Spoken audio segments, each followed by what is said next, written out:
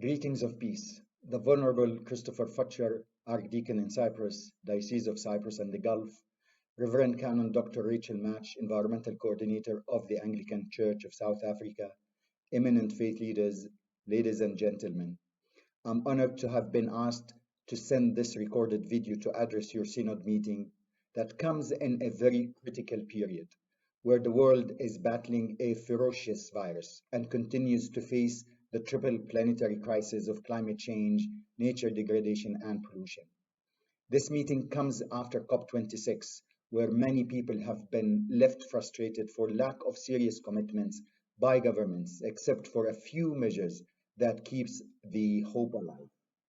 These challenges were not imposed upon us by an alien invasion, nor due to natural progressive phenomena. It is due to human activities and development strategies that preferred wealth over health and short-lived gains over long-term sustainability. The UN Secretary General described the triple planetary crisis as, quote, our number one existential threat. He said the science is clear. Human health, prosperity, equality, and peace are all under threat. We must urgently transform our economies and societies and our relationship with nature, unquote. The sustainable or unsustainable patterns of consumption and production is leaving no one behind, not in sustainable living, but in bearing the consequences of abusing and overusing the natural resources. These resources were gifted to us by our Creator, our one and only God, the owner of the earth and the skies and all that between them. Ladies and gentlemen, without urgent action, we are approaching critical socio-economic and environmental limits that could be irreversible and devastating to the current generation and the future ones. The life on earth as we know it will never be the same. Our food systems will change, leading more famines. The weather conditions almost everywhere will be severe, leading to droughts and floods. People will migrate, leaving their homes and putting pressure on other places with limited resources, and the list of devastating consequences is long. Ladies and gentlemen, let me put it outright. What we are living today is a crisis of ethics, morality, and spiritual connection between humans, God and His creation. We are facing a crisis of human superiority versus a human responsibility. We continue to emphasize materialism in dealing with earth as opposed to our spiritual responsibility. The real value of creation cannot be simply measured by our metric or imperial systems of measurement. The 8.7 million species created by God cannot be simply at the mercy of one species, the humans. These unprecedented challenges will require unprecedented responses that are ethical, moral, and spiritual. Ladies and gentlemen, religions can offer the ontological vision, the metaphysical connections between humans and the rest of the creation, and the spiritual responsibility towards everything around us. Religious environmental ethics are important moral obligations for humans. We do not need to create these moral obligations. They are already inscribed for us in our holy scripts and commandments of God. These are critical and ethical guidelines towards non-human organisms that are part of our environment. Religions command humans to condemn greed and corruption.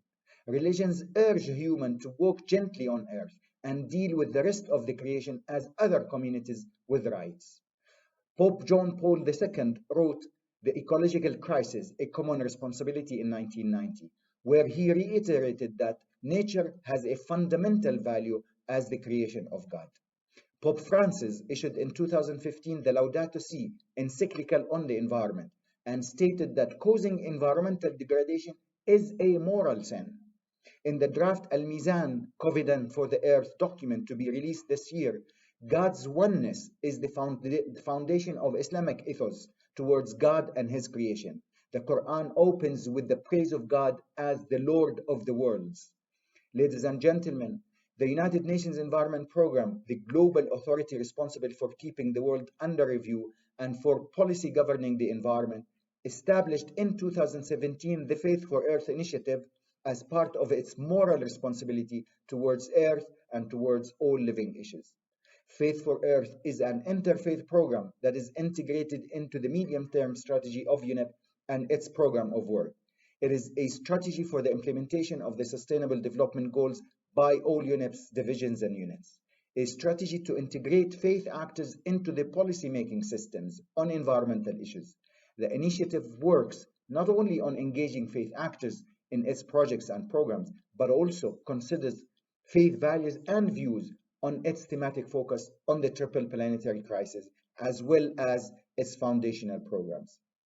Faith for Earth works with religious institutions to green their massive financial resources and assets using sustainable principles, in addition to the religious principles of serving the people and the planet. UNEP has published guidelines on greenhouses of worship, as well as being a supportive partner of the Living Chapel in Rome and Milan and the Hope Cathedral of Norway, where both have used sustainability principles to service God and His creation. Our program has established and supported 3 multi-faith working groups on climate change, ecosystems, and pollution. These working groups have been engaging on policy dialogue with politicians, issuing interfaith statements, and conducting capacity building workshops to the faith communities and beyond. Our initiative has published several thematic papers reflecting on each of the environmental issues and how they are addressed by around 12 religions and what needs to be done by the faith actors to deliver on their commitments and spiritual responsibilities. Faith for Earth is establishing the Faith for Earth Coalition that is composed of 4 councils. The first is the Council of Eminent Faith Leaders, where they would meet with state and non-state actors to convey one coherent and unified spiritual message. The second council is the Council of Youth, that we aspire to engage youth as the leaders of today and tomorrow in leading scientifically based and spiritually charged movement of change.